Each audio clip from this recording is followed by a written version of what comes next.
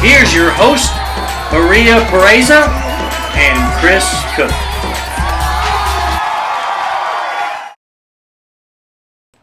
Hey, welcome to Rise and Shine. Good morning, Las Vegas. Happy Friday, Las Vegas. Thanks for stopping by. I'm Chris Cook. And my name is Maria. Welcome to Rise and Shine. Rise and shine, baby. Rise and shine. But anyways, guys, I know we take a long break. Well-deserved break. Yes, well-deserved break. And, since we actually take a long break, we would like to actually talk about travel because that's the reason why we actually take a long break. And we're going to be talking a lot of travel today because, our guests, upcoming guests today, Right? they love traveling. This couple are amazing couple. But I do too. I love to travel. I've been blessed that I've been able to travel. Single, no kids, I've been able to travel a bunch. let So, me ask you that. Single, no kids. Why is that? uh, What's wrong with having kids? Nothing's wrong. It just didn't happen for me. Do you like my top? Yes, very cute. You look lovely today, Maria. Every day. Thanks for letting us dress casual today. I know. It's 111 in Las Vegas. Oh my gosh, it's so hot. Well, we supposedly go on that. How hot is it? It's too hot. It's too hot for... How hot is it? Yeah, That's I know. how hot it is. Yeah.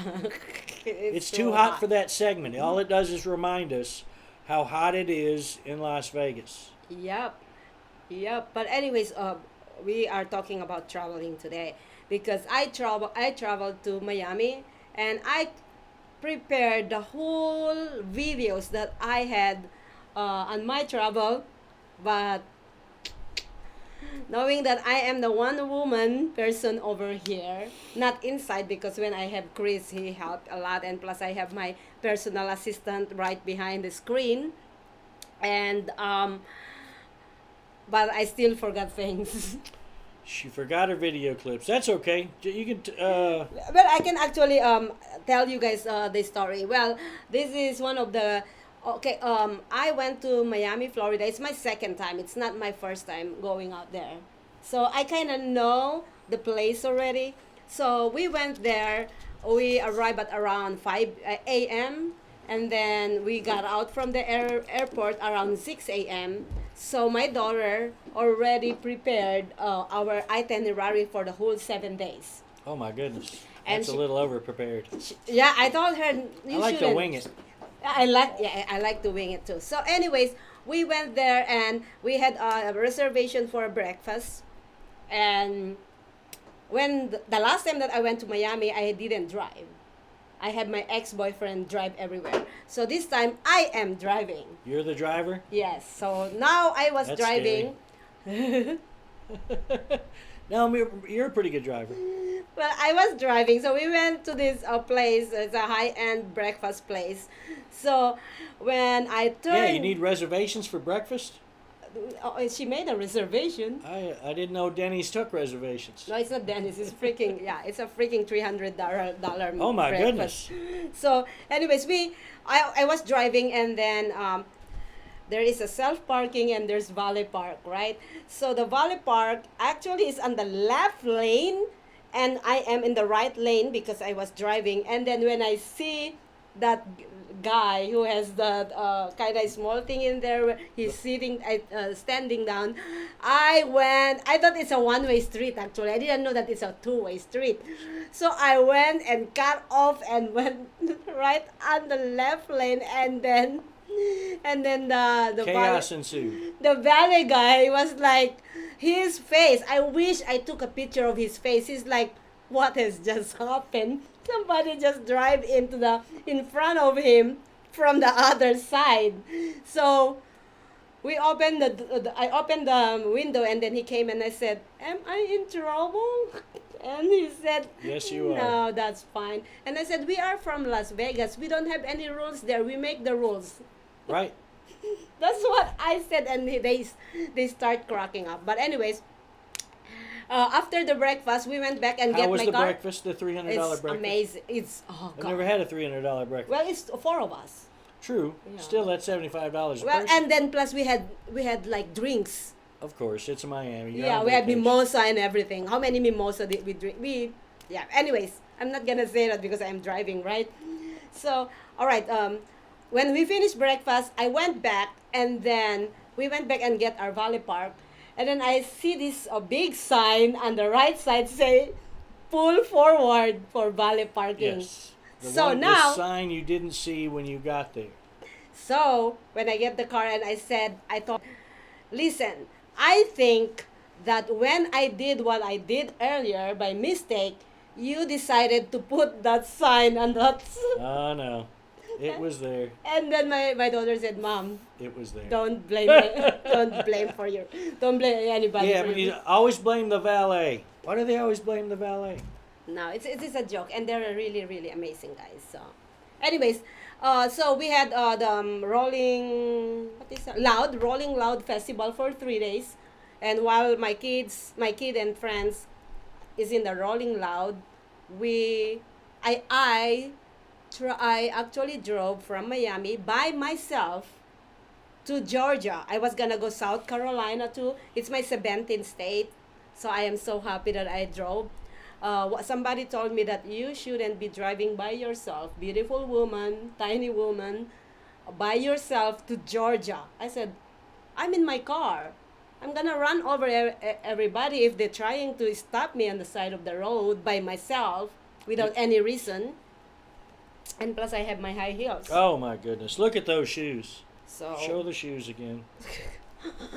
here. Oh my goodness. No, that was probably. They're correct. That is risky. It's you never know. risky? It's a crazy, crazy world out there. That's what they said, but You I need didn't. you need a gun. Do you have a gun? Do you have a No, concealed well, carry? I should have brought me a gun, but I didn't know. Nobody told me, and the person that I'm going to see there didn't tell me anything. It's not that I'm Georgia's. tough. It's not that Georgia's not safe. It's just that traveling by yourself. Oh, they drive 75 miles per hour on a 70 miles speed limit. What? 75? Well, we have. There's 85-mile-an-hour speed limits in Texas. Well, my Eh. point is, on a 70 miles per hour, I drive 100 miles per hour. Oh, you're saying they do the speed limit at the speed limit, and you, the race car driver, was running people over, running them off the road. This is huh? the thing, okay? They have 3 lanes going to Georgia. Oh, Jacksonville is beautiful, by the way. So on the left lane, all the cars are driving 75 miles per hour. On the middle lane, everybody is pressing their brake. Like, I don't know what they're pressing their brake for.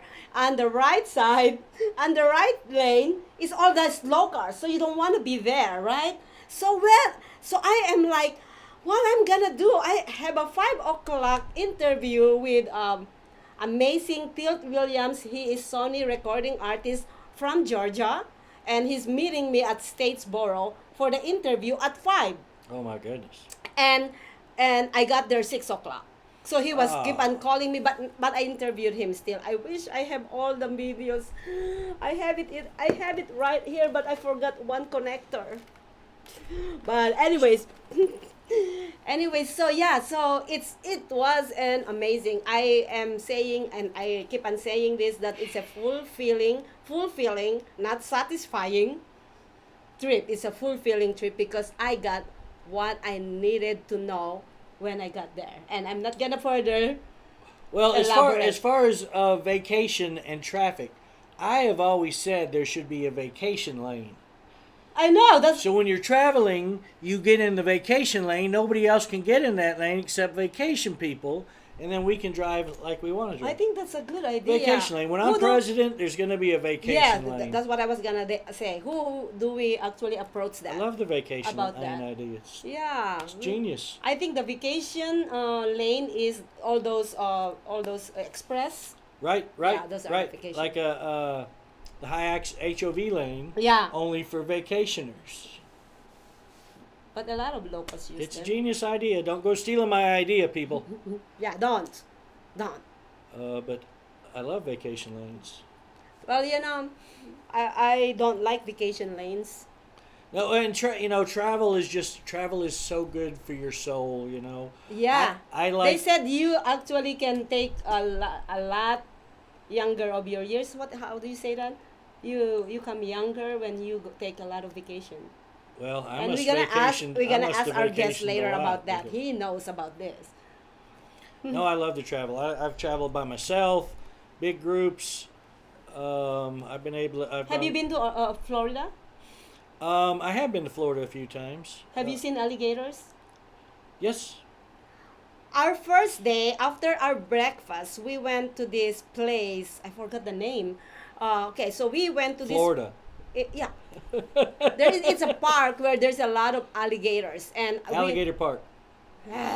stop. But anyways, we and Florida is also well known of snakes, right? So Oh, yeah. I am scared of snakes. But anyways, so I slept in the car. I let my daughter drive to that park because it's her idea that we gotta go there. So we went there, and then I woke up hearing them screaming. They are by the lake with the alligator, two alligators, right there in lake, like what, 100 feet away or something. And I look at them. I went down on my car. I said, "Get out, get out!" They said, "Mom, no, they're sleeping. No, Mom, they're not harmless." I said, "No, they've never been harmless." And they were like feeding them, throwing things at them. What were they feeding them? Banana peel. one alligator. I wish I could That's show going to give you. them gas. I wish I could show you this, but so anyways, one alligator took the banana peel and ran away, and then there's another one coming by the bush. You see, they are by the bush, like right here. So crazy. These kids are crazy. And it's my daughter, right? So anyway, so I start videotaping them, and I said, "Oh my!" I'm screaming on the video, like, "Oh my God, stay away from those!" And I'm like, and there might be a snake right there. I'm like literally screaming. But anyways, one of the kid that with us took one of the tree branch and throw it on the head At the of alligator. The alligator, and the alligator like, oh, and they start running like, oh my God. And we're done. I'm glad. I'm like, it scares me to death. It scared me to death. I don't like that. I literally like, oh no. No, we went on a family cruise one year, and from Texas you go out of Galveston. First stop was Miami, and then we went to Cozumel, and we played Cozumel Country Club, the What golf is Cash- course. Oh, okay. And the starter, the guy that lets you go on the first tee, says, "I got some advice for you guys.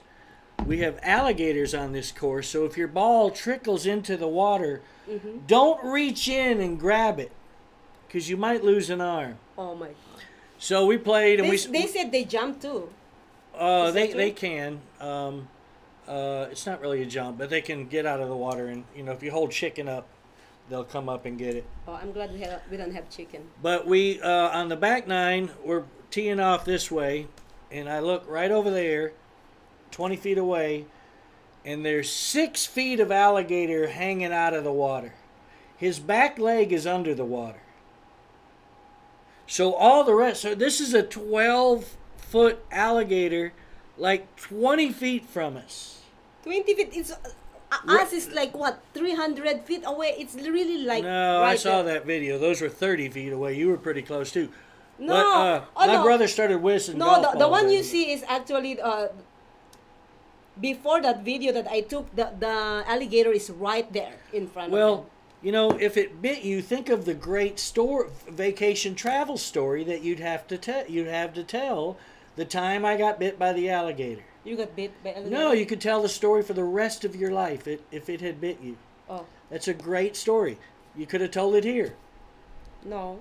It's a much better story if it chomped your leg. No, I don't want alligators. Huh? No. Okay. I don't like snakes. I think that'd have don't been a like funnier alligators. story, but But anyways, you know what? We have a guest, so I just wanna jump into our local lowdown.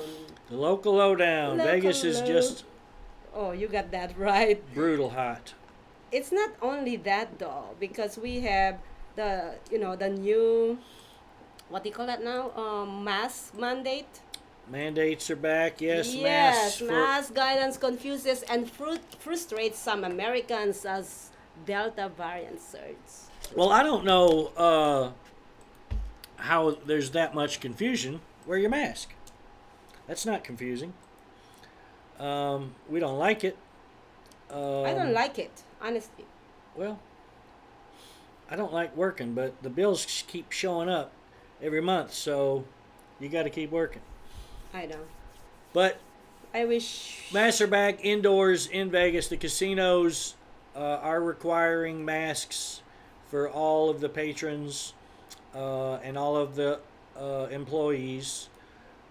So, mask up, Vegas. Sorry. It is what it is. Let's get over this little wave here and we can get back to normal. Everything's open We 100% said that. here. We said that 1.5 years ago, We did. and now It's- we're. It doesn't it's make not sense a- to me. It's not a exact science. And I'm the first one. Science is not an exact science. I'm the first one who actually was against it when it came up first. So. Oh, you weren't first. You were probably third. Oh yeah, probably third. But I always said I'm the first. So yeah, Oh, that's funny. I'm always the first. Oh my goodness. Yeah, I just. You thought- complained about the masks first. Yeah, I'm the first one. I remember I'm always the first. I just told somebody that I cannot be I cannot be the second priority. I have to be the first priority. You How's never that you never learned that from me yet? Oh no, I get it. That's why we're friends. I always tell my friends I'm the first priority. We know. Yeah. We love the Maria. Yeah. You know, especially with men too, is if they put me as second, Oh my goodness. they, back to the they, local they, lowdown. they better run Do you- away. Do you know who's in town this weekend? What rock and roll band is in town? Who? The Rolling Stones. Who is Rolling? No, just kidding. The Rolling Stones are in town. They play tomorrow. I think at Where? it's at the I think it's at the is it at Allegiant or is it at the hockey Hi, arena? Andre. Hi, Angel. Oh, your mama is watching. Where's my mama? Mama, where are you? Mick She's not Jagger. watching. Mick Jagger. His mama is watching. Oh, my mom's watching too. Good. Yes. Hey, Mama. Hey, Andre. Thank you so much for tuning in. But anyways, by the ways, highways, we're gonna go on a quick break, Okay. and we're gonna be bringing our guest. Very excited. Yes. Well, this guy, I met him on one of the.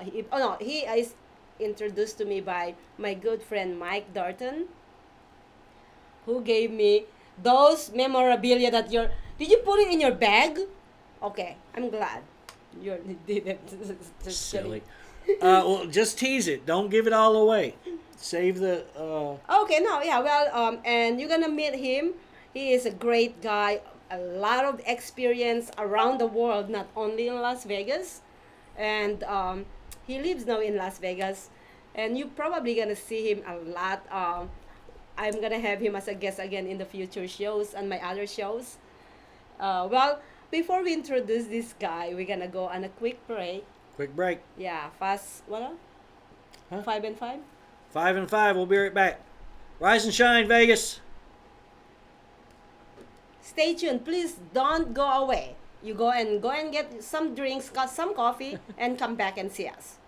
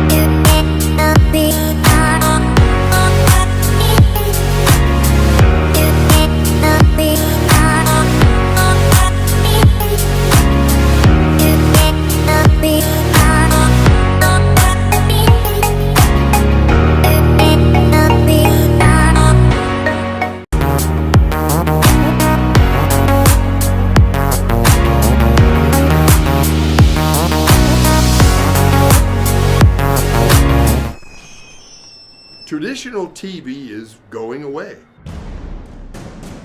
Hollywood is starting to fade. People are demanding real stories from real people. Our voices are now being heard in our own way. Podcasts, Facebook, Twitter, YouTube, and TikTok Live are becoming the norm. Internet TV has now reached the highest demand in human history. Social media shows is now the new media of the century.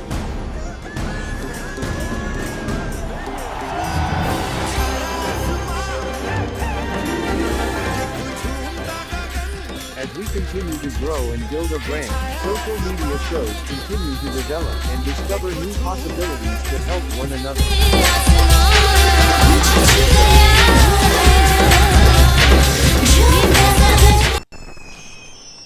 Traditional TV is going away. Hollywood is starting to fade. People are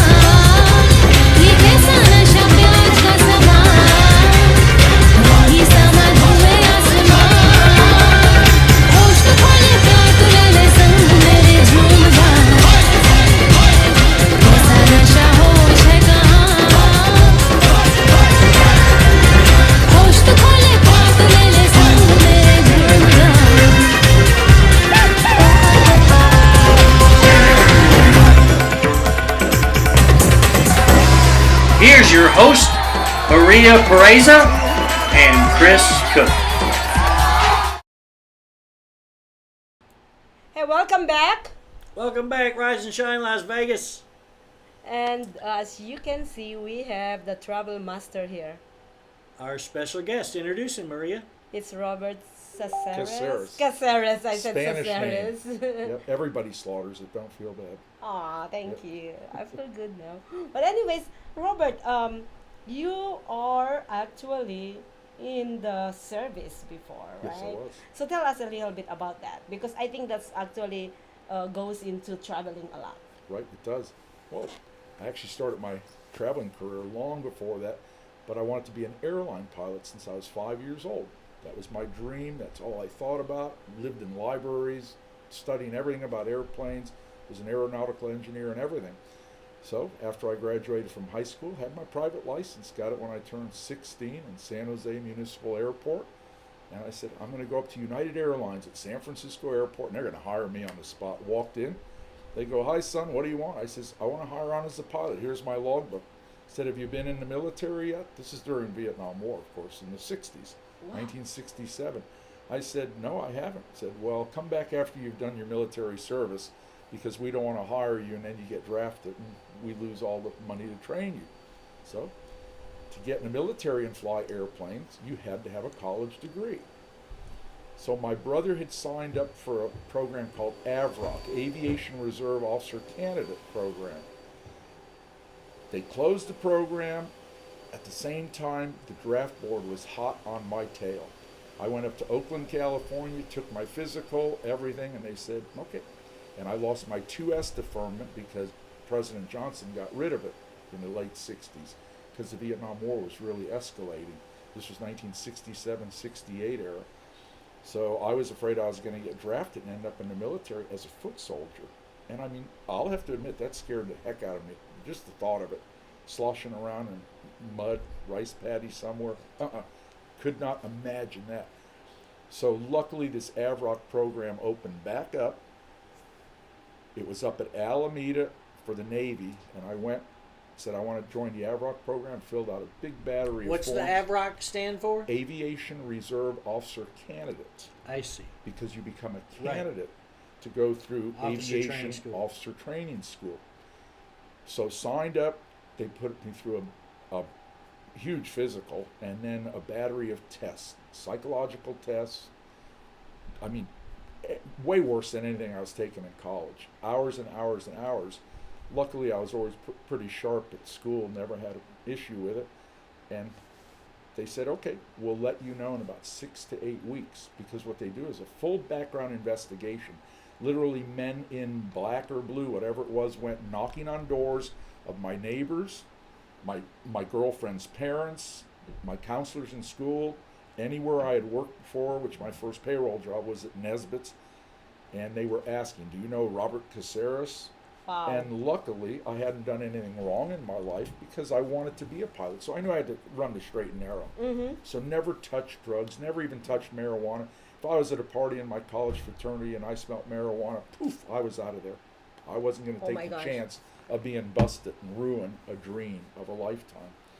So I'm going to the mailbox every day, waiting to see who's going to get me first. The Army to be drafted to go away as a foot soldier, or is the Navy going to get me? Luckily, one day I opened it, said, come up to Alameda and swear in. Wow. Yeah. I mean, you talk about in life sometimes, your life can hang on a fringe. On the postal delivery, Right, and you could have got the one card first. right, Oh my goodness. And I went to the Oakland draft board, and I go to, I'll never forget this as long as I live, and I walked in and I said, I want to make a deal with you guys. Can you please let me finish college so I can join either the Navy or the Air Force or any branch and be a pilot? Because I wanted to be a pilot since I was 5 years old. And the guy's just staring, listening to my story, and I'm going, please? And he looks at me and says, we don't need to make deals in the military. If you get drafted, you come. You're in. I was scared to death. I couldn't sleep at night. That's when I learned I could go on 4 or 5 hours of sleep. You don't need 8 hours of sleep. That's No, a misnomer. I don't You need got it. energy and all. Yeah. But anyway, back to your original question.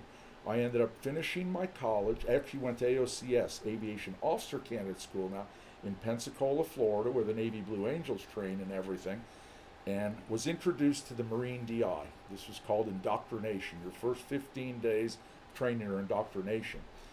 My staff sergeant, his name was Beetle. Short little guy, about 5'5", in his beautiful Marine Corps uniform, Smokey the Bear hat, you called, and a swagger stick.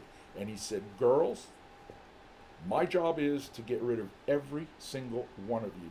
If I can get every one of you to drop out, I'm the best Marine that's ever walked in the Marine. And they picked the nastiest Marines out of Paris Island because they were dealing with college students. And they thought college students arrogant, oh, aren't Yeah. we fancy? So they were going to break us down. I started with a class of 82. Only 2 of my 82 ended up getting our wings of gold as a Navy pilot. And they told us when we started training, they said, each one of you are 1 out of 1,000 that applied and handpicked, because with the background investigation, full FBI investigation and everything, they weren't going to CIA take and everything. everything.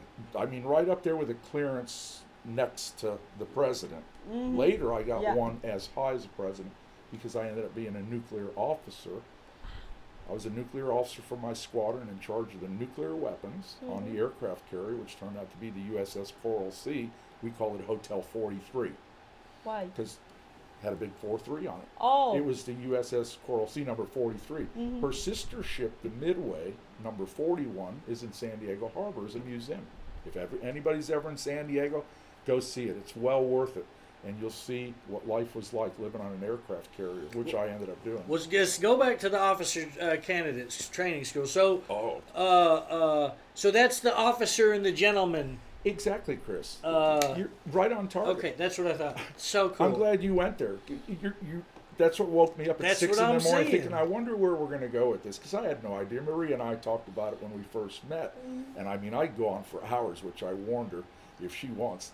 But No, that's it's fascinating exactly stuff. like the movie Officer and Gentleman. Other than this, Richard Gere would have been washed out in the first week. First week. Too in the funny. first day. I got nowhere to go. That's right.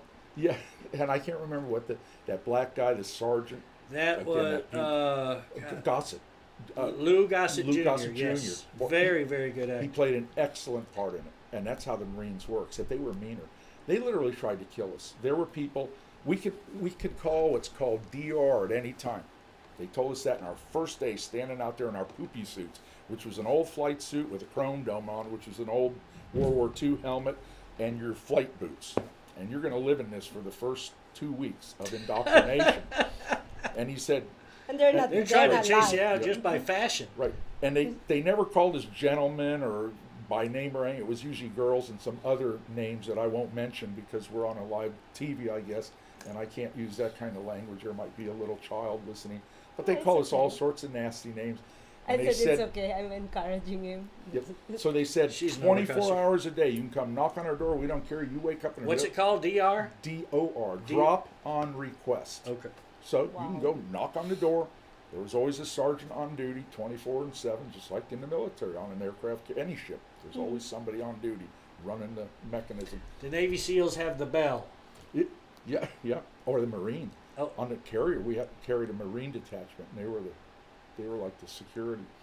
But anyway, it was tough on me because when I was younger, I wasn't really good at athletics. And to go through AOCS, it was a lot of athletics. We had to run what was called a C course. It was a 1.6 mile in the Pensacola sand with obstacles and everything else, and you had to do it under a certain time. And I was thinking to myself, wait a minute, I can't even run on concrete that distance in the amount of time, and I'm going to be going over obstacles. So my biggest hurdle to get through, there were 3 phases of AOCS. Military training, which was actually classroom work to study military That's bearing, easy. the history of the U.S. That, for me, that, in fact, I got a plaque at home. I was in the top 10%, captain's list they called it. And then the second one was athletics, and then the other one was military marching with your rifle and all that. Even though as a Navy pilot, can you use a rifle? No, but they wanted us to know. That was part of the training. And what they were trying to do was break all of us down. In my case, a class of 82, we were in Battalion 3. Sergeant Beta was sergeant. This is back in the late 60s, early 70s. And they want to break you down to the basics. They want to take out your ego, your pride, who you think you are, who you're not, whatever. And what I learned is you had to fit in. You never stood on the edges in the front or the back because you were going to get it. They were going to pick you out, and you just did what you were supposed to do. You fit in. Mm-hmm. And one of my favorite sayings to this day that I learned from the Marine DIs in AOCS is, a chain is only as strong as its weakest link. Let that sink in a while. You can have a bunch of strong people. If you got one in the middle or anywhere, just a weak link, and that thing breaks, Right. that ship's going to go adrift as that anchor's going underwater, and there it goes. Right. And so AOCS was probably one of the most difficult things I did in my life because it was 4 months of training, and at the end of indoctrination, then you finally got to put on your uniform, but we still got up at 4 in the morning, had to be down at 4:30, lined up, sun's not even up yet. This is in Pensacola, and I was doing this in the summer of 71, if I remember right. Hot and humid even in the morning. You're just sitting there sweating, dripping, in a t-shirt, your shorts, running shoes. And then he says, okay, girls, we're going to go out and get some exercise now. About an hour and a half running, usually on the sand, Pensacola sand, not the hard sand, the soft sand. And then you'd go back to the battalion, shower, shave, get ready, and then go to your classroom. And that's where you're sitting finally in an air-conditioned classroom with instructors doing all the training. What do you think? What do you think have changed for the training now and then? Maria, that's an excellent question. And to me, the answer to that is terrifying. What has changed is this. I've heard this from reliable sources. Now the training is totally different. It's not as rigorous, tough. They've got to treat the people like, we can't hurt your feelings, social correctness, all this. Because literally when I went in, it was the first batch of females coming in too. And I even at that time said, how are they going to make that work? You're going to be on an aircraft carrier with a bunch of young men. The enlisted guys are in their teens. Mm-hmm. We as officers are in our young 20s. Well, Chris and I know what do young men have in common. We only have one thing on our mind. And if our stomach's full, it's not that we're hungry. So we'll leave it at that. The audience can figure out what I'm talking about. I know. So now you throw 1 or 2 or 3 or 5 women on a battalion ship like an aircraft carrier with a bunch of young men, and you're out at sea sometimes for a month in a row, 6 weeks in a row. The later ones, like in the IO, they call it the Indian Ocean, they go out there for 2-3 months in a row because they can replenish a ship out in the middle of the ocean or any sea. That's a beautiful thing about an aircraft carrier and the U.S. Navy. It can deploy anywhere, and another boat can come up, pull aside, bring the rations aboard via cables, put everything on the ship, and you don't see shore, and you don't see a woman for weeks until they started putting them on. So now they have to refit the ship and put women's quarters and all. Then you have the problem with men being boys, Yeah. and bad things happening. So since I went in the Navy and got out, I sadly have to say, I know there's been a decline in our military power. We have weakened the military by taking out the structure, like what I was told by Sergeant Beadle day one in front of Battalion 2. He said, girls, I'm repeating myself, my job is to get rid of all of you. And they tried killing us. Several guys had heart attacks. Young men in shape, they had heart attacks because of the heat and humidity, exercising for hours in a row. Well, luckily I made it through the training just because the desire to be a pilot. Just that's all I dreamed about. So without a runner background, you finally got through the obstacle course. Was that the? Yes, I did. The course that got me worse was the shuttle course. It was running from this point, 50 yards, pick up a shuttle, come back, drop it, pick up another one, go back. Can't remember how many yards, and I kept missing it. You had to, everything was timed too, and they were serious. They said, if you don't make it by that amount, you're out. That's it. Oh, gosh. That was your status. You had to put a check in a block. And my whole Navy career was putting X's in blocks. To Right. the day I got out, you still go in and do all your paperwork to get out. You got to fill out this sign, this, turn this in, turn that in, and Wow. everything. So back to your question, Chris, the shuttle course I couldn't do. Wow, I'm almost going to start crying. My whole battalion that was left could see how much I wanted to be a pilot. And one guy loaned me his better running shoes than I had when I came. And he said, this will help you. And it did a little bit. And I'll never forget crossing the line. And the guy with the stopwatch looked at it. And he looked at me. And he said, you passed. Wow. See the passion? No, that's Wow. I The mean that's drive. right out of the Because movie. this you is, know? yeah. Again, when somebody wants something so bad. Right. So bad. And that's all I wanted since 5 years old. And I couldn't imagine not being able to make it. Right. And luckily I made it. And I look at that guy and I'll never forget him. And wow. And that started my Right, true you know the working- team, the esprit de corps that Right. he showed by sharing his shoes with you to get that extra 2 Yep. seconds to be from over to under. Is, See, is- helping others goes a long way, you guys. And being on the military, Helping you others. traveled what? helping others. Yep. goes a What did long they way. say? No, that's what you said. I'm Oh. agreeing with you. You just Oh. Chris is agreeing. You know what I noticed? You are both in blue, That's and I'm in a women color. So you look great, Maria. thank you. You guys too. Thank you. But anyways, back to my question. So being in the military gives you the opportunity to travel Yes. around the world. So what other countries have you been to?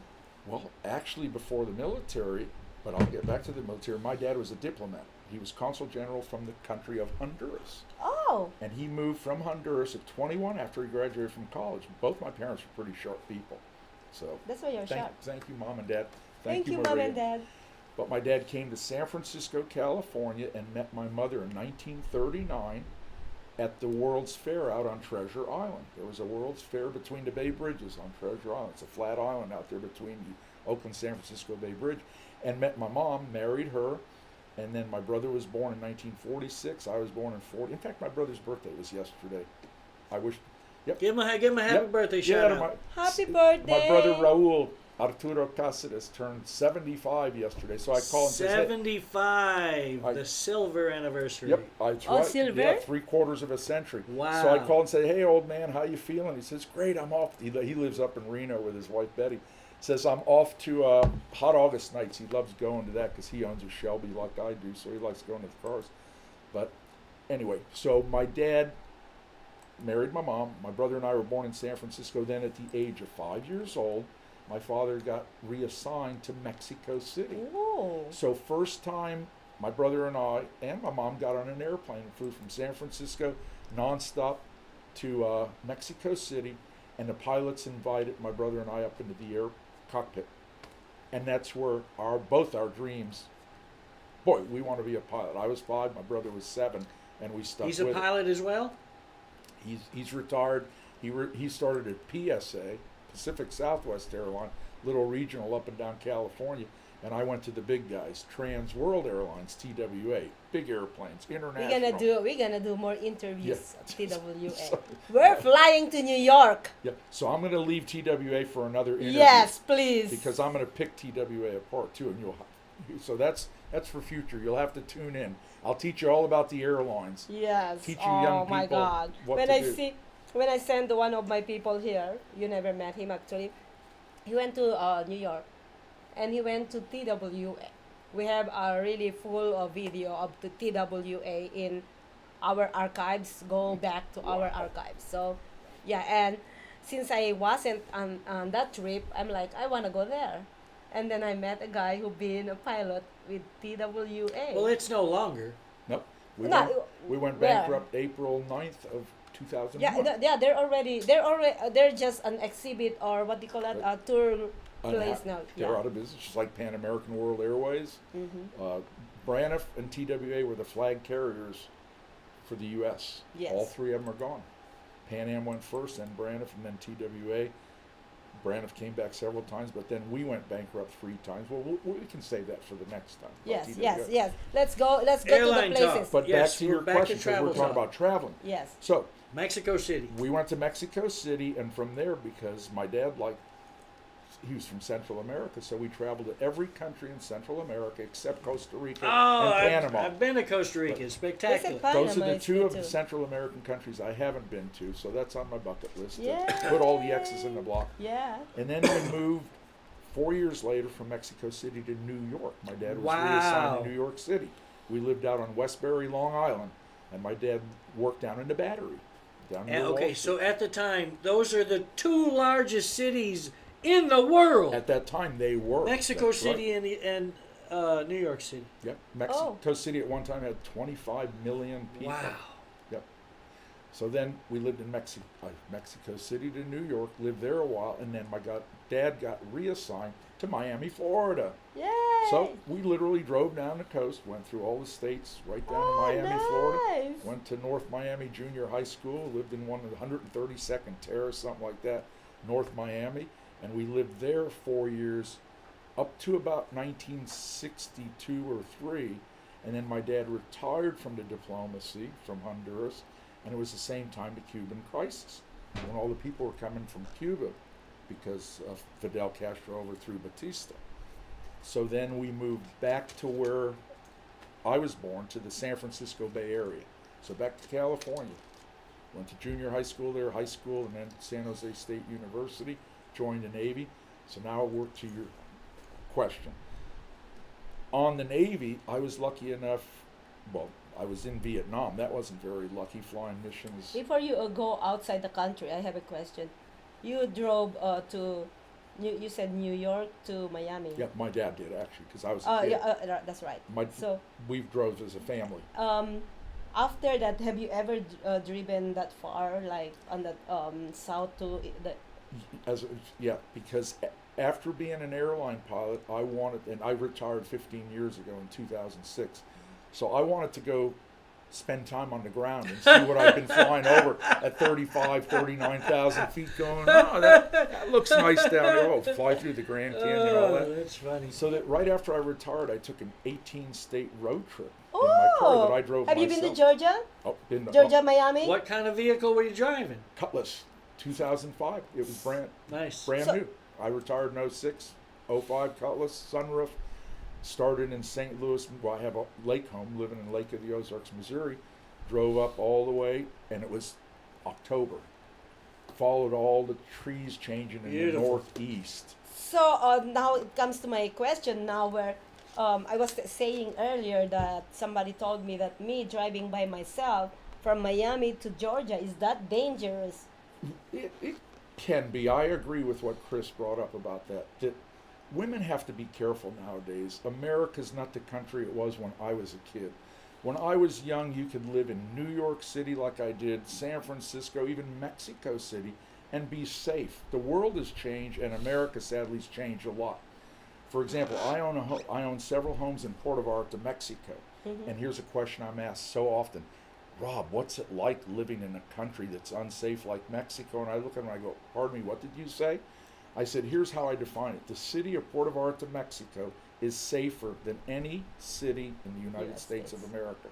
And I define it this way. A woman or a girl of any age can walk any city street any hour of the day and be 100% safe. Name a city, Chris or Maria, in the U.S. that's true. That a woman or a girl can Not walk Las Vegas, I'll tell you that. At 11 at night, 1 in the morning, Right. 5 in the morning? No. Not true, but in Puerto Vallarta, Mexico, And that's you're a true little. I statement. could throw you in a Well, I have suitcase my- in a second. I have my. By the time you get that thing off, you're already in the trunk. I Pretty hard running in those pretty I boots. have Look my at that. I think I have. She weighs 75 pounds. And plus, I'm inside the car. Unless they actually force to get inside my car, I'm gonna run them over before they get into my car. But some of them do. They do the hit and go. There's stories, and this has been going on for years now. You're at a stop. And I drove They in hit the- you in the back, They and hit then in the you get back. out, and boom, You they throw you in the stop. No, trunk. you know, that's the thing is, if I'm outside Las Vegas, I won't ever get out my car if somebody hit me in the back. Right, you know of that. Yeah, but yeah, And that's what we're talking. Just Yeah. it's the random. random. Yeah, I know. y- But you- nobody warned me. Okay, a lot of people knows now that we I'm have. driving from Miami to Georgia, and nobody warned me. So I'm gonna actually choose somebody's behind. That's not. They didn't warn you because it's just common knowledge that you don't travel by yourself. And especially in the dark. Not Oh so bad yeah, in the I daytime. drove in the daytime, That's but right. when I drove from Georgia back to Miami, I took the wrong exit, so it took me another 2 hours to get back to Miami, and I'm the only car in the street. There are cars, but they are driving 150 miles per hour. Like I see cars. Some. This is 2 hours drive going back to Miami, and I see this car zoom zoom. And I'm in the middle lane, so these cars is just in my side, like zoom. And you're driving a speed I limit. said, is there a jet just passed by? The good thing is I have somebody on the phone the whole time that I was lost. Oh, so you're talking on the phone and driving? Oh no, it's actually what do you call it? Hands-free. Bluetooth. Hands- I free. knew you were going to Hands-free. say that. There you Yeah, go. so You're I- safe. So they can't and come then- and and- handcuff you. Yeah, and then the person that is on the phone, I believe it's 45 minutes before I get to my destination. All the things that I heard is snoring. Who was Somebody- snoring? You Back were, to you were the- snoring yourself. We're getting But away anyway. from the travel. Right. Okay. Back to the travel. I still haven't answered the questions. What Yes. countries I hit when I joined the Countries, Navy? yes. Okay. First of all, we took the aircraft carrier through Hawaii, which is still our country, of course, one of She's the 50 from Hawaii? states. Yeah. Beautiful. I love Hawaii. That's why you have an Hawaiian. Yep. Tropical. Yeah. Kauai's my favorite island. I love the Garden Island. It's so beautiful. Love it to death.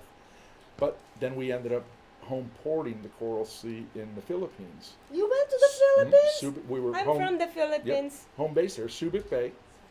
So that's where the carrier home ported, and then we did our Vietnam missions, and then we did what was the Mayaguez, the USS Mayaguez. SS Mayaguez was captured by the Cambodians off the coast of Cambodia, and we were supposed to be going down to Australia on R&R. We were we would actually cross the equator already. We get up one morning, I go, We turned around. wait a minute, the sun's on the wrong side of the ship. What's going on?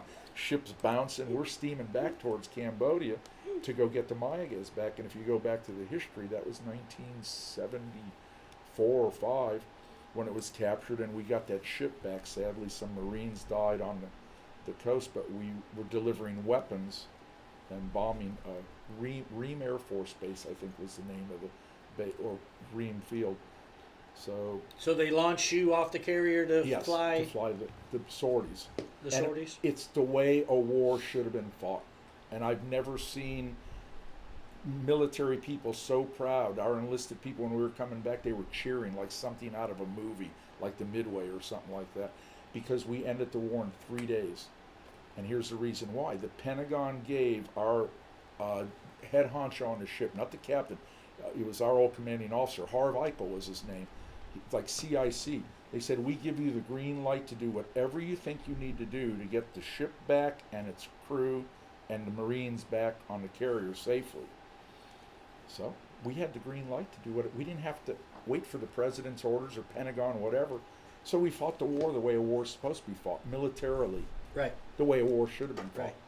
If America, I don't know where I should go with this, but if America would fight wars the way you're supposed to, they wouldn't last 20 years, like the one we're getting out of now. They wouldn't have lasted like Vietnam for 15 years or whatever it was. The last war that was fought properly was World War II, and it was done in less than 5 years, because it was done by the military. But back to travel, because I don't want to get off there, and that's kind of depressing. Well, I just want to say thank you to all the men in uniform the vets, the Vietnam vets actually, who actually. Thank you for that. Yes. Because we weren't treated so well when we Right. came No, back. no. Yeah. We Appreciate were you, treated sir. horribly when we came back. That's But Philippines, and then luckily after doing Cambodia deal, we went back on R&R, across the equator again, and went down to Australia. West Coast, Perth, Australia. We pulled into that. We couldn't pull into the harbor, but we anchored offshore. When we got ashore, there was a big punch board up there with 3x5 cards in it, with thousands of cards. The Australian people, specifically in Perth, inviting anybody, call this number, come to our home. We love Americans. We love the U.S. military. come for And dinner. we're a friend. Anything. Some of our enlisted guys, literally, we had a long R&R there. It was like 7 days, because we were celebrating the Coral Sea Days, the Battle of Coral Sea during World War II, which saved Australia from falling into the hands of the Japanese. So the Australians to this day love Americans, and they loved Americans always, more than Americans We love loved Australians themselves. too. Yep, they're good people. When you were in Australia, did you have koala? What is called? No, I didn't eat It's it. delicious. No, you don't It's eat a fruit? koala. No, it's the bear. It's an koala animal, bear. little. Oh. You don't eat a koala, Chris. Shame on you. You eat alligator, What? though. I heard You you do? talk about alligators. I've I had love alligator tail. No, but saw a Oh lot yeah, of they have koalas. alligators in alligators restaurant in Florida. And that's Gatorland in Orlando. Yeah, the place yeah. you're talking about. I've been there several Yeah. times. Oh, Gatorland. that's crazy. But I'm- back to Australia, saw a lot of kangaroos and wallabies. They're a smaller looking kangaroo, and they're neat looking animals. But Australians treated us like gods. Beautiful country, wonderful. So I always wanted to go back I there. want to go Australia. Me too. My wife and I, Chica and I, went back there. What 2000 and what year was it? About 3 years ago. So you've been to Japan? Yeah, oh God, I lived in Japan. Lived in Tokyo. Well, went to Japan. Now, when we're done with Australia, we go back north. Went back to the Philippines. Now we went to Korea, Busan, Korea, southern coast of South Korea, and we're anchored off of there and spent about 7 days there in Korea. And that was wonderful, other than the smell of kimchi. That's all you smell is kimchi. I love everywhere. kimchi. I like the taste, but I don't like the Good smell. smell, yeah. Stinky. It's But- delicious. After doing South Korea, then we went to home port. We didn't go back to the Philippines. We went to Yokosuka, south of Tokyo, Japan, and home ported there because our sister ship, the Midway, that was based there, had to go back to San Diego to go to the yards to get some work done. So I had the honor of living for my first time in Japan on the carrier, so I didn't need a hotel or anything. But I'm a sightseer ever since I was a kid. All I wanted to do when I was someplace, I'd go to my dad when we were in Mexico City. Dad, can we go see the monuments? I want to go see the Angel of the Independencia, which is their Statue of Liberty. And okay, son, come on. My brother, all he wanted to do is watch TV. That's all he still does. Raul, sorry, that's all you do. Watch TV. For I'm the 75 sightseer. years. Yeah, he's the old man, 75, in his recliner watching TV. So we were living in Japan on the carrier. Unlike my other Navy buddies, they wanted to go into town and do what? Have a beer, have a drink, look for a woman. Women. Heck, I grabbed my little duffel bag with my Pentax camera my brother actually gave it to me as a gift. 35 millimeter camera, extra pair of shoes, underwear and all this. got in the train system trying to read all their stuff going. It's That so doesn't hard. make sense, all that chicken I scratching. went to call it. Kawasaki. We had a stop 2 days. I know, almost 2 days stopover in Japan, and I went on my Google Maps and look where should I go. So we went to Kawasaki.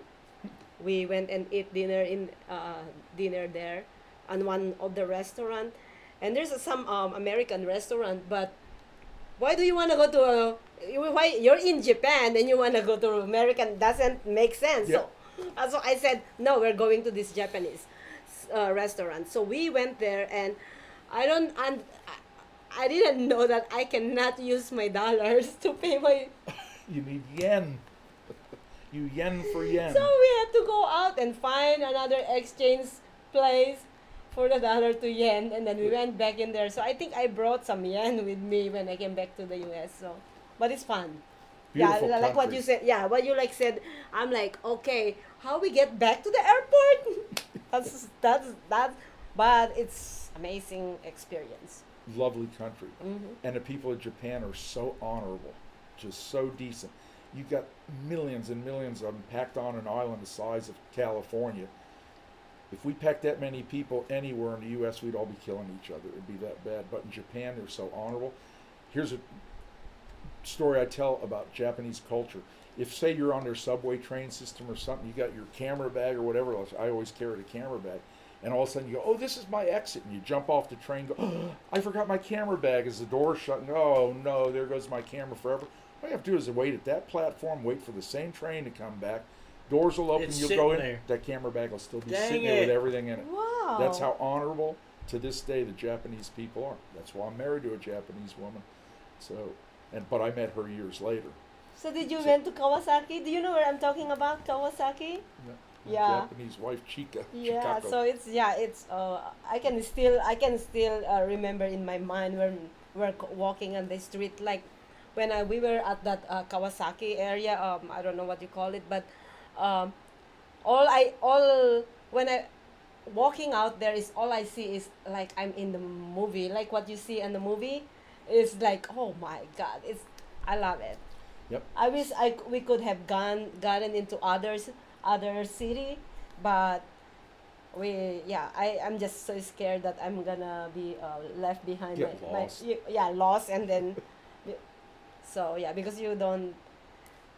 The one thing that I could say when we went there, when we are at the train, there's no one, not even single person, not in their phone.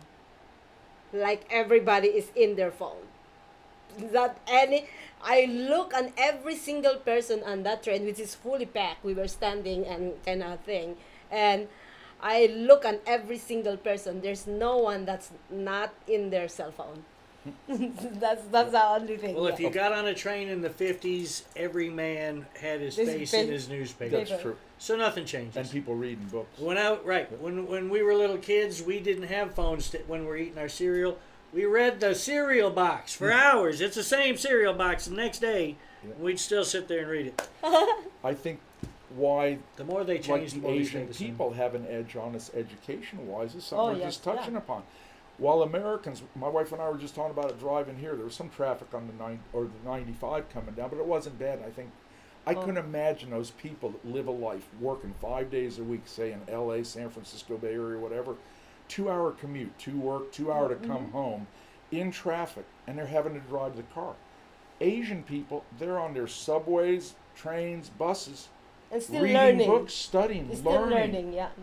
Well, Americans sadly are stuck in their cars listening to music or something, and that's it. But they're not learning anything. Well, yeah, There's an edge up. when I said that everybody's in their phone, everybody's doing is not playing games though. They're just looking in there. Right. Yeah, it's not like a lot of us. No, that, they've passed us so much. Yeah, in they the just- sciences that yeah. China graduates 1 million engineers a year. Yeah. The United States graduates 80,000 engineers a year. And they've been doing that for a decade. You can't catch up No.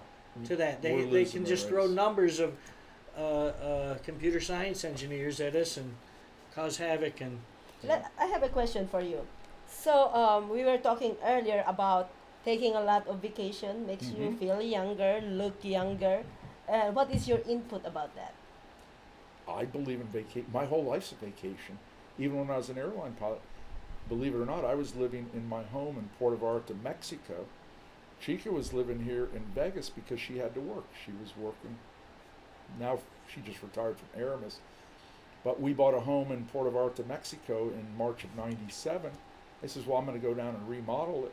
All of a sudden I'm going, wow, there's a beach right out in front of my home. Oh.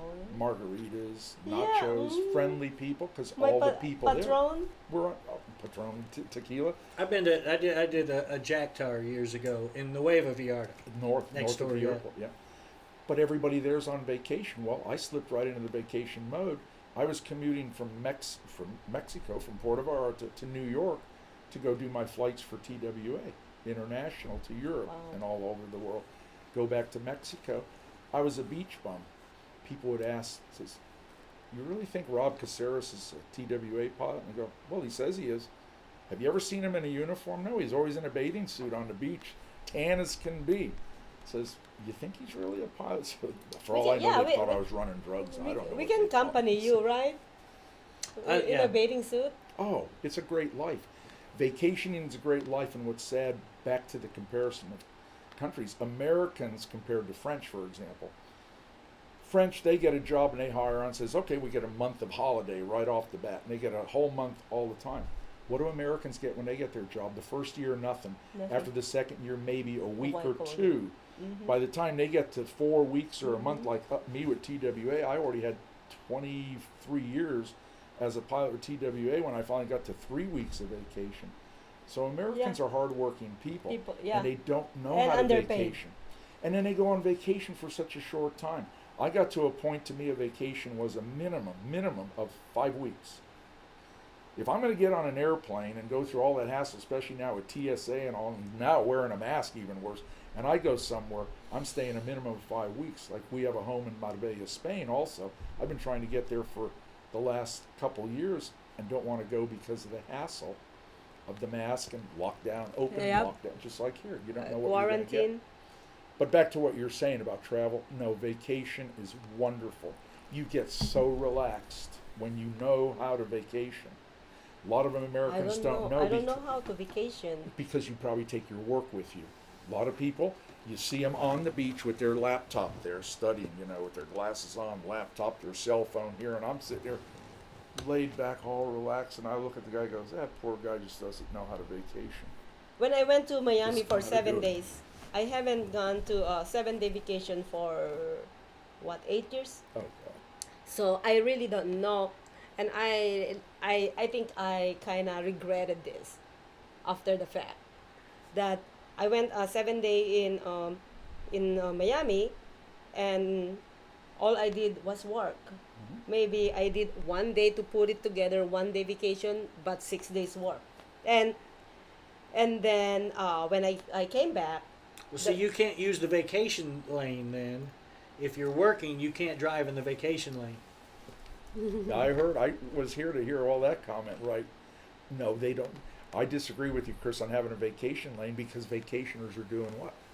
One, they're lost. They don't know where Right. they're going. That's true. What turnoff do I get on the freeway? And they're, oh, look at that. So they're the ones driving slow. No, they need that fast lane No, for retired pilots that like to go really fast.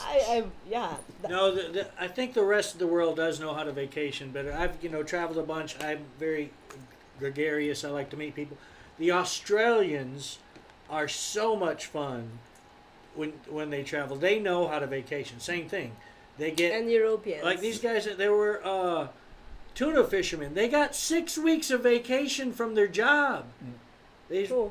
These fishermen, these Australians that I met. Oh yeah. And, I met them I met them in Pamplona in Spain for the running of the bulls. Yeah. Oh, did you run the bulls? I did not. I was by myself, and I thought You didn't bring me with you. I didn't know you then. Oh. But it would have been fun. You would have had a great time. But you could have held my bag. I could have ran. No, I don't hold somebody's bag. I want you know hold that. my bag. Well, No. It takes 8 seconds. We can hire somebody for that. But yeah, I was by myself. I Maria's thought number one. Don't if I forget get that. run over, if I get run over, I'm just gonna lay there because there's nobody to pick me up. Yeah, back in college, I read the one you just said. Oh, American doesn't know how to vacation. Regarding the 1 week vacation after 2 years, but actually in Europe they give them a month, or I think 72 days, if I'm not mistaken. There is a country, I don't know if it's Europe, that when you work, the company that you work for give you 72 days a year to go on vacation, because it's proven fact that when your employee have a lot of rest time, they are more productive. That's true. Psychologically, it's true. Yeah. And they're happier employees. They're happier They're going to give employees. back more. They're appreciative. Yes. Oh, and then post vacation, after you get back from a vacation, there's post vacation depression. What you're supposed to do is immediately schedule your next vacation. That's true. Which people do. Like I have a rental home, the original. Should I put my next vacation then? Chop You chop. do Yeah, a year in advance because the good places fill up. that's true. Oh, as yes. The well, first yeah. home that Chica and I bought in '97 in Puerto Vallarta. Now I own another home that I live in, so I don't rent it out, but I rent this one out, Vista del Sol, right on the beach in Old Town Vallarta, called Zona Romantica.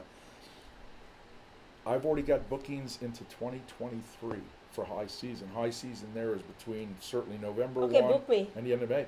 Yeah, Yeah, it's I'm going to be 2023. Yeah, I can get you in. Well, you can go in the summertime. I've got openings right now in the summertime. There you go. I can show You you my wanna go calendar. with me? Yeah, I'll give you a great discount. I'd let you go for free. You wanna go with me, sister? That's my sister. Yeah. We met her. Yeah. Yeah. Okay. So yeah. Yeah, but no, Vallarta's wonderful again. But again, it's so sad. Stop and think of 7 days. Like, Chica and I went to Minneapolis to be with Bill and Debbie Mack. He's an artist. We stayed I've with seen the them. pictures. Yeah, had a wonderful extravaganza. We got back Monday, so that was over a week and a half ago. To me, it seems like yesterday we were there, and we've already been back 10 days. And when I think of somebody getting on an airplane, flying to Mexico or the Bahamas or whatever island in the in the Caribbean, for only 1 week, it goes by too fast. You're just barely getting relaxed, and bam, you're back on that airplane, coming back to the rat race of being an American. Traffic on the freeway, aggravation. Agreed. Crummy news. Everything's bad on the news nowadays. Yeah. Yeah, I think I had some I did 3 weeks in Europe by myself. That was an incredible trip, and I journaled all that. But that's when I went to Pamplona for the running of the bulls. I went to Florence and went on a Chianti wine tour and met a girl traveling by herself and asked her to dinner and had a first date in Florence, Italy. Huh? How romantic was that? Why Did you she did- speak English, I hope? Yeah, no, she was good. Canadian. Oh, okay. Yeah. That helps. Yeah. Why you didn't marry her? It's kind of that was the summer That's before not 9/11. your 70. That's not That your was- 70 days That was married. the summer before 9/11, and we actually planned to meet in New York for New Year's Eve, and 9/11 happened, and nobody traveled, and Things she change. probably met a Yeah. guy and married him, and is very happy now without Oh, me. damn. Met an Italian. Hi, with a Kelly wine Fleming. farm. Kelly Fleming from Canada. Remember me? We had a date one time in Florence, Italy. Call me. I loved Italy. Me too. That's my favorite place to travel. I actually wanted to buy a home in northern Italy because used to lay over with TWA. We'd go to Milan, but we didn't lay over in the city. Oh, We Milan is went on a nice. bus, went an hour north to Lake Maggiore, at the foot of the Italian-Swiss Alps, on this beautiful major lake, Lake Maggiore, and laid over in a resort called the Dino Resort, right near the ferry boat that went out to all the islands and all the shore thing. It was like being at Epcot in Disney World, except it's the real thing. You're in a foreign country, all this beautiful stuff. People are laid back, clean, neat. Everybody's orderly. The food That's is northern good. Italy. Northern Italy. Love northern Italy. So actually, I was looking at a home to buy in More Tracy. chaos in the south. Right, little different. And instead, I ended up buying my home in Marbella, Spain, because I already speak Spanish. I didn't have to learn Italian, even though they're similar. They're very close, yes. Really close. But traveling's wonderful. So if There's so much to see.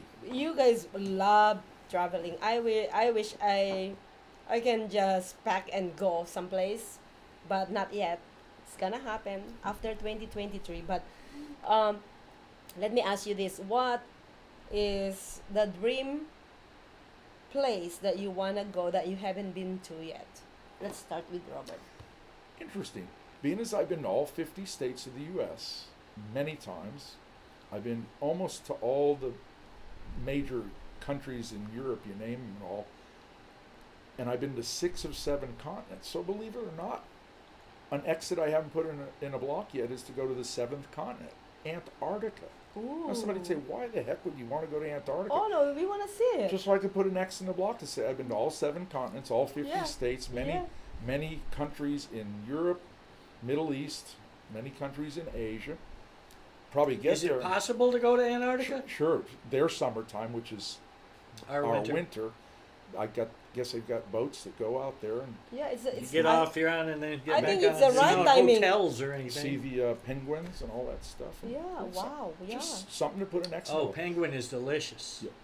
Oh, Chris, stop eating those innocent, cute What? animals. Yeah, I know. Those are to be petted, not to be Yeah, eaten. stick to a Oh, good the Crocodile. penguins are mean. They'll Bear. bite you. stick Love to penguin. a good ribeye, medium Huh? rare. Yes, medium rare, yes. You have to have your penguin medium rare, or Ah, deep, or stop. deep fry it. Everything's delicious deep fried. Just go to I'm from Texas. We fry stuff. We fry everything. Yeah. Deep fried Coke. I like Texas. I lived in Texas. Where were you in Texas? Beeville, Texas. Have you heard of Beeville? Beeville. I moved here from Austin, so Okay. Oh, it's in the hill country there. Yeah, Beeville's beautiful. Austin and San Antonio in the hill country is my favorite part of Texas, and I almost moved there in the 80s. It was either there or Orlando, Florida, when TWA wasn't paying me but a nickel to Marcia. be an airline pilot, needed money. So that would have been. I love the hill country. Oh, New in the Braunfels 80s area. back then. Yeah, that's beautiful there. Yep, but I lived down at was Navy pilot down there, Chase Field, Right. Beeville, between San Antonio and Right, Corpus right. Christi. But so many military bases in San Antonio. A lot of Air Force bases, Yep. the big Air Force bases around Yep. San Antonio. Yeah. So what's your dream vacation? Dream place, actually. That's a tough one too. Although I haven't been to the east. My brothers came to town. We just did a Grand Canyon hike. So we hiked down, camped in the bottom, and hiked out. And so we like to hike. We've been trying to plan our next one. And one thing we talked about is the pilgrimage in Spain. Oh, yeah, the 200 miles or Something something like You that, go from yeah. the north coast to the south Yeah. or something like that. So that's kind of the thing we were What is talking that? about. Pilgrims. Well, there's a I sacred. think I heard. There's Yeah, I a heard sacred about site in the west, San Luis, I believe, and then but these people have pilgrimed for centuries to this spot in Spain, and it's just they walk across Europe to this That's- spot in Spain. I think I heard that because one of our guests on one other show here in social media shows, this young girl actually, her dad actually walked to that, and when the dad passed away, she was taken care of by her grandmother, and all she thought about what her dad did. So one day the grandmother said, "Here's the money. Do whatever you want to do," because she starts rebelling because she's a teenager. Mm-hmm. So she gave her her money. I don't know how much. She didn't mention how much. She went there, and and- did the pilgrimage her dad did. Wow. That's and then cool. she came back to Las Vegas. You know what she's doing now? She's helping a lot of teenagers here because she is a rebel kid. She doesn't want to be because that's I think because of her parents died. I don't know. So now she's helping a lot of kids. Chelsea Solly, I think the name. She's helping a lot of teenagers to do hiking around Las Vegas. Oh, nice. Yeah, so she put that she took that experience to help other people. Yeah, and yeah. So And yeah, that's why I was like, when you said that, I think I heard that before. Yeah. Yeah, it's a big annual. The name of it's right at the tip of my Right, tongue. no, People I'm go dra- from all over the world. They do it every year. Very religious thing. Yes. Catholic, of course. Oh, that's the one. Originally, yeah. Yeah. That's Uh, amazing. But anybody can hike it. But Spain is a beautiful country. Just Spain so is beautiful. the Costa del Sol. That's where we live. It's so beautiful, but if you don't nail it down, they'll steal it. We don't. I You didn't feel no, that? No, I just, didn't feel that. Not at all. my friend, I had a friend, her sister built. They're British, and they retired to Costa del Sol. Oh. And the little plastic chairs that you put out on your patio, every night they'd be Okay. gone. Yeah. They're like, Yeah. nail those things to the ground. They might be our neighbors down there. We live in Marbella, So, Costa del Sol. You can see the Rock of Gibraltar from our home. wow. Very nice. Very cool. So beautiful. Well, I met that girl in Florence, and I was going the next day to Pamplona. She was going to Barcelona. And I got to Pamplona. It was it was rainy, you know. I got there late in the day. I speak a little Spanish. I thought I could get by. They don't speak Spanish. I didn't. Ended up sleeping in a phone booth. Oh, God. Smelled like urine. They drink Pepsi and red wine mixed together in Pamplona. That's the national drink. It's disgusting. But they're walking around in the goat sacks, just giving it to you. It's awful. I But tell people I that should have went to Barcelona. With wine, Kelly. specifically red wine in Spain, is almost cheaper than buying a bottle of water. Oh, it yeah. really is. It really is. Yep. It's dirt cheap, and that's all you do is go to a tapas bar, not topless, tapas, Tapas. T-A-P-A-S, stands for little plates. Yes. They used to put the little plates on top of their glasses because the flies would try to get into their wine, so they had their little plates with little appetizers Snacks. put on, and that's where the word tapas, to top. Top of the glass. Yep, Interesting. top of the Didn't glass. know That's the true definition of where tapas came from. And we've got several restaurants right on the Malecon, which is their cement boardwalk, in front of the Mediterranean, watching the people go by, walking their dogs with their kids. 1.99 euros for a tapas plate. All the olives you can eat, and I love olives. So they know me there. I says, "Mas aceitunas, por favor." So they bring me more olives to blow up with olive oil, and drinking red wine. Oh, what a lifestyle. Chilled out, vacationing, knowing I don't have to go home. I am home. I'm here. And that's back to travel. That's the fun, and that's the way to travel. One of our favorite shows to watch on TV, that Rick Steves. Love Rick Steves. Wow, is he sharp on Europe. If you can't travel, watch his show because you'll feel like you're in Europe. He knows his stuff. Very Right. good show. No, he's got. I have not done the Switzerland. The lake. I think there's a Lake Geneva thing Geneva, that would I've just been be there. spectacular. No, because you have everything. You have the water. You have the Alps. The mountains. Right. You have That's the an- cheese. That's another safe country. Switzerland, it's the one country in Europe that avoided the war. That's where your banking is and everything. All their people are squared away. Just very sharp people, very clean country. One other country I went to in Asia that's spotlessly clean, Singapore. Have you ever been to Singapore, Maria? No, that's It's a beautiful country. I am thinking of going there. If I go to back to the Philippines, I want to take a trip there. Yeah. I think Vancouver's one of the cleanest cities I've ever been to. BC. Oh, it's spotless. Yes, it is. Beautiful, beautiful. Chris, you know the nickname of Vancouver? I do not. Canada, right? Yeah, No. just across Oh the no, border. I meant in Canada. In Canada, British Columbia, just north of Seattle, across the border. Yeah, I took the train up from Seattle. They call it Hongkouver Yes. because all the Vancouver. people from Hong Oh Kong no, that whole migrated there, and now it's a lot of Asian. No, it's about Hong Kong, 60% but Asian. very beautiful city. Beautiful city. Yeah, the downtown is just not a gum wrapper on the ground anywhere. It's just marvelous. No graffiti. I love Canada. I like Canadian people. They're very friendly. They're outgoing. They're different from Americans. We Americans get uptight. We're uptight about everything. We're just naturally uptight. Canadians are more relaxed because Yeah. they know their big brother on the southern border is going to protect them if anybody does anything bad. See, I don't know. I don't trust the Canadians. I think that's where we should build a border wall in the north. I don't trust them. Here, I'll call Joe I used to- Biden. I got used a to direct live. line to him. I used to live in Minnesota, where it's 5 minutes away from the border Where? of Canada. Which So, city? International Falls. That's, Oh, I okay. had an uncle that lived in International Falls, and he was outside of it. Yes, So my aunt sent him a Christmas card. Probably put it in the mail early December. The following June, and he lived in the international world. The following June, it came back to her undelivered. It took 7 months to not deliver It's it. because And he was literally, he said Yeah. he could hit a 3-iron. It is. Sounds like It's Mexico crazy. mail. Yeah. You don't No, mail because- anything out of Mexico. yeah, Won't because get there. you've been there, International Falls, right? Yeah, because all the houses, you don't see houses like except in the in the city, in the but outside it is just like it's crazy.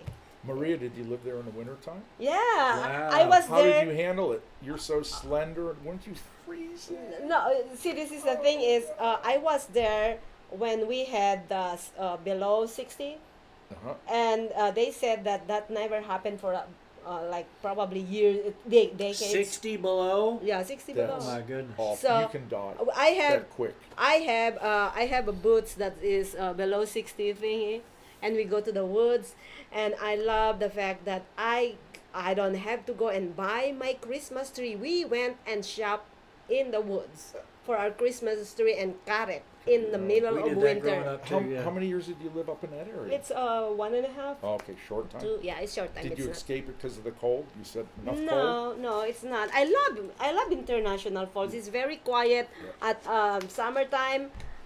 We It's beautiful. in it's the summer. yeah. We went fishing. Oh, I did my first ice fishing. Huh? Cut a hole in the ice. Yeah, and then you put all the A thing and tent over it? yeah. So I love it. But anyways, guys, we are running out of time. I just want to ask you What? one Already? last question. I know, but last question. What is your big advice to travelers out there? Because I have one, but I don't know what. We're gonna start with Chris. Pack light. Pack light and wash You your read clothes. my mind. Wash your clothes while you're traveling. There's laundries. No, you don't have. I did to. I did 3 weeks. That 3-week trip to Europe. I didn't even check a bag. I had my duffel and a backpack, and everything was in those. And I washed shirts when I needed them, and I bought souvenirs. Flight after flight after flight. I didn't check one bag. I'm in. I'm out. My daughter actually paid a big luggage check-in and my carry-on, and I have my briefcase. So and my check-in luggage is 18 pounds, and but I learned that to pack light now, but then my daughter didn't learn that. But anyways, to make the story short, I have a lot of room in my luggage when I was traveling, so they are really Pack light Yeah. and eat the food the locals eat. And also, when you pack light, you don't need to pack light. Just make sure you get the clothes that is usable. Don't go in a winter. Well, you don't go vacation in the winter, in the ice places anyway. But you know what I use when I went to Miami? I have all those. Well, I'm skinny by the way, but my clothes is like, if you fold them, really, it's just kind of like this. Is small. So You're small. You have yeah, small I know. clothes. Well, yeah. I'll keep Okay, those so small. what is that tip then? What is your tip? My tip is take the clothes that's really like. Folding is the key. You No, it's not. It's not just about the folding. It is. They take these small clothes. Like I have all skirts that I brought with me. I didn't bring long dresses or anything. So yeah. Okay, that's- So it's small. Okay. Because I'm Pack small. small. Pack small. What is your travel tip? Do not go to an all-inclusive place, and it touches on Oh, what Chris yeah. brought up. I see so many people that say go to Puerto Vallarta and they stay in Nueva Vallarta and the resorts are beautiful. Now they're eating because they've already paid for it. They're not going to leave the resort. If you don't leave your resort, guess what? You're not going to see the city you travel to. No, yeah. Nueva Vallarta is north of downtown Puerto Vallarta, the heartbeat of Puerto Vallarta, Zona Romantica, right on Playa Los Muertos. And there, between my two homes, which both of them are in that area, you're within walking distance of over 1,000 eating establishments. Wow. From taco carts to Try international everything. Try everything. Don't bury yourself in an all-inclusive place thinking, wow, then I don't have to think about where to eat and I get all I can drink. And then you drink too much, you sleep too late. When you travel, you want to see the world. See the world. Go out Don't and go and sightsee. drink. like Chris said, we called it go eat in the little holes in the wall. Walk down the street. If you see tourists in there, keep walking.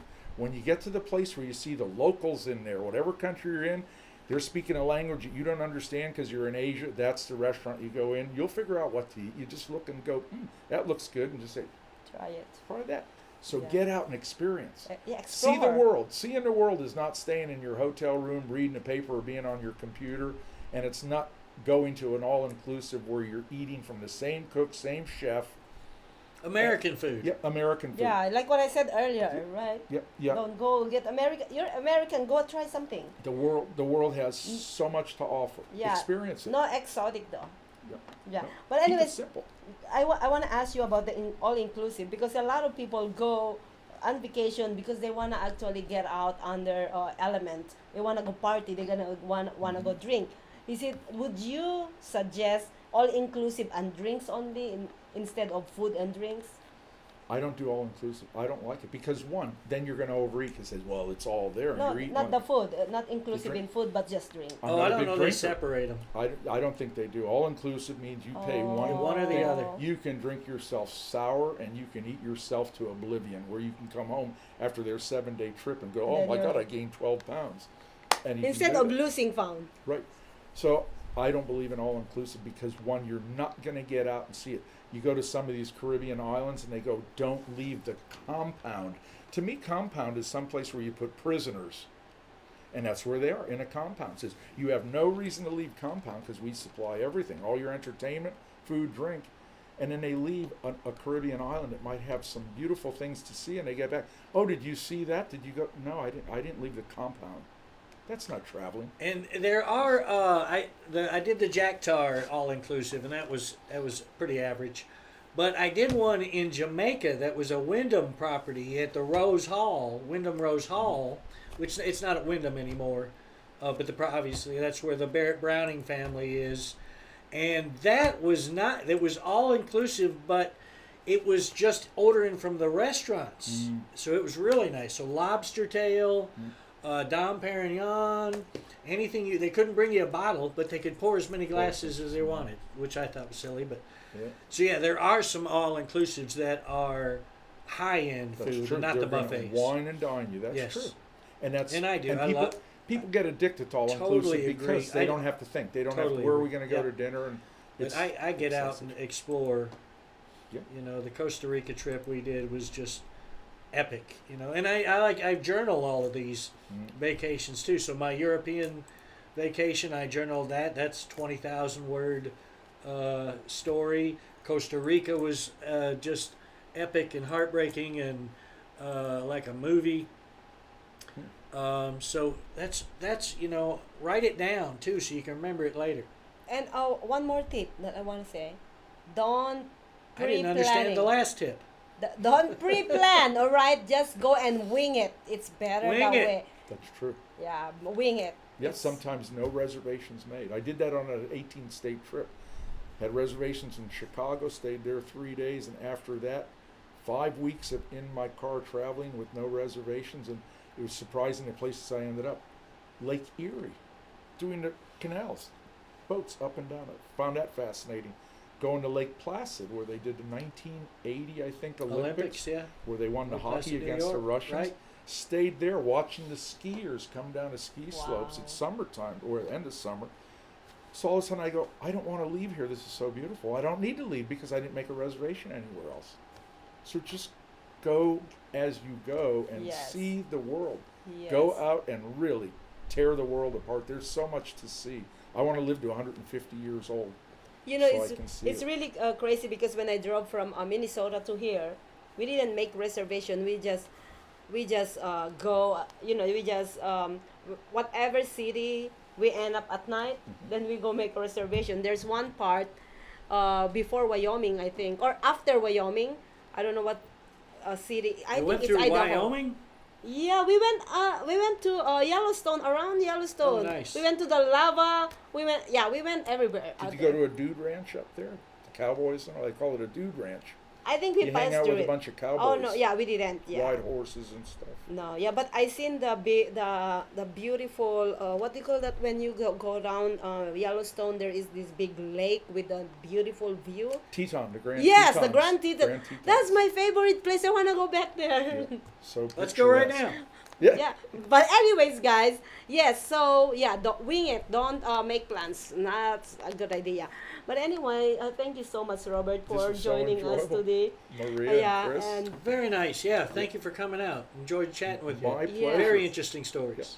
I hope I can see you again. yes, because we're gonna talk about that in a moment. But anyways, guys, I know that we normally give you guys. Anyways, do you advertise your when you're renting your place? It's on VRBO, VRBO. and it's number 4356489. 4356489 on VRBO. It's Vista del Sol is the name of the building, and my condo unit's 802. There you go. Vista View del of the Sol, sun. 802. That's right, view of the sun.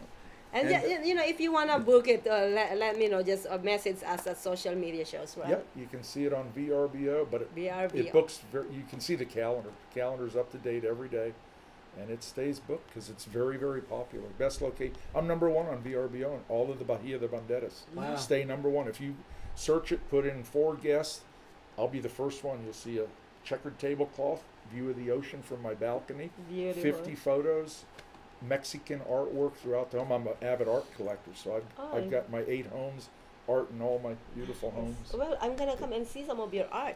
Yeah, we'll go in the summer. We don't Yeah. care. That's right. It's Yeah. still nice. But anyways, any shows coming up? I do have a show at Rick's Rollin' Smoke that the last Wednesday. What is that date? I'm headlining the last Wednesday of the month, the 25th, at Rick's Rollin' Smoke. And also the comedy, the Chris comedy special number 2 Oh, is comedy coming special. up. We're about to drop that. Look, Yes. Keep a look on Chris Cook. ChrisCookComedy.com and socialmediashows.com. Yes, it's coming up. And also, as you guys know, we do this singles night event, Chanclas Cantina, every once a month. And one of my friends just created this press release for me, so you can kind of take a look at it right now. What's the date on that? No, this is just a press release right now for me as a beautiful person. But Look at that. But anyways, I just wanna show you guys that, and our event for the singles night. Oops, I hope I have it. I know I put it up. There you go. The singles night is August 14th at Chanclas Cantina. August 14th. We have over 76 people that actually interested. 76, and 20 people already confirmed and RSVP, and 3 people paid. For those who are already RSVP'd, go ahead and pay it because we need that. It's gonna fill up quick. So Yes, if you pay by the door, I tell you, you're not getting the free drink. Only the people who paid online are the one who's getting the drink. The one who is paying by the door, we are eliminating that free drink. So please go ahead and pay your registration. yeah, this is gonna be a fun event. Yeah, I think we have already 4 people that want to be blindfolded. 4, they emailed us. I want to be the blind, and we only need 2, 1 female and 1 male. And please go ahead and pay the registration now because we want to give out all those free drinks. All right, we don't want to we don't want you to pay a lot of money on the event and not finding love. Or I hope you find love. Or at But least lust. that's first, right? But anyways, another thing is our upcoming is our dinner with the mob with celebrity chef Tarantino. Dinner with the Mob is a reality TV show. You're gonna be filmed all around that 5-star restaurants. Go get your ticket now at cheftarantino.com. The tickets is on sale now. It's actually $225, but because of the we are giving out a discount, it's $195 only. It's August 25, guys. Go and get your tickets. seats are limited. We have only, I believe, 150 or 100 seats. I'm sorry, I have to clarify that. I don't know. But we have limited seats. Limited seating. Limited seating. It's actually filmed by Parabellum Production, and it's a big production company.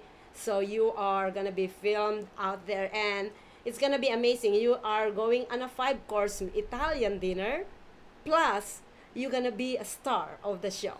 And this is their first episode. We are going different states to film every Dinner with the dinner mob. with the mob all around the country. Just So to please, clarify, though, the mobsters won't be there because We have they're one all mob. dead.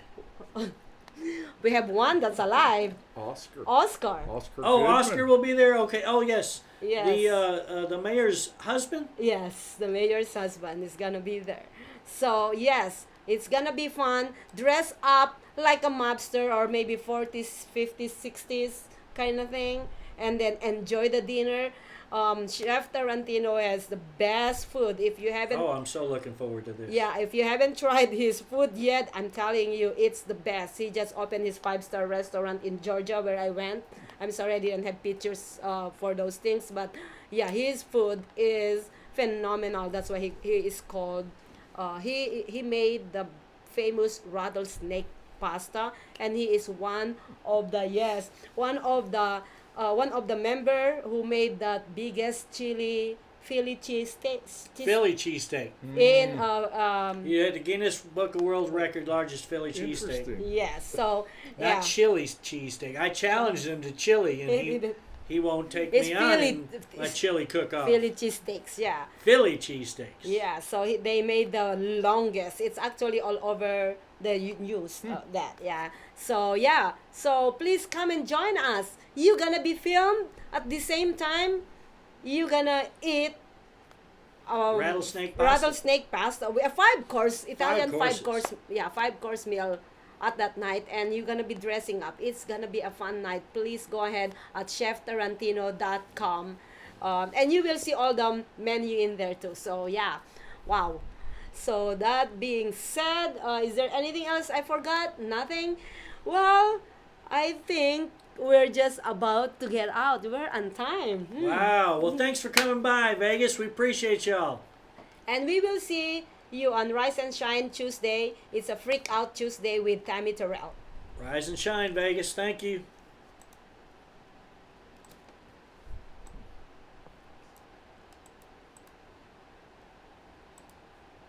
And we're out. I've-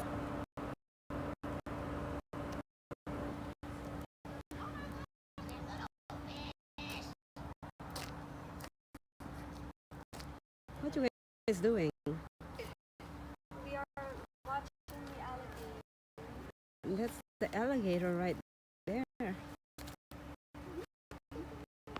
Oh my God, it's sleeping?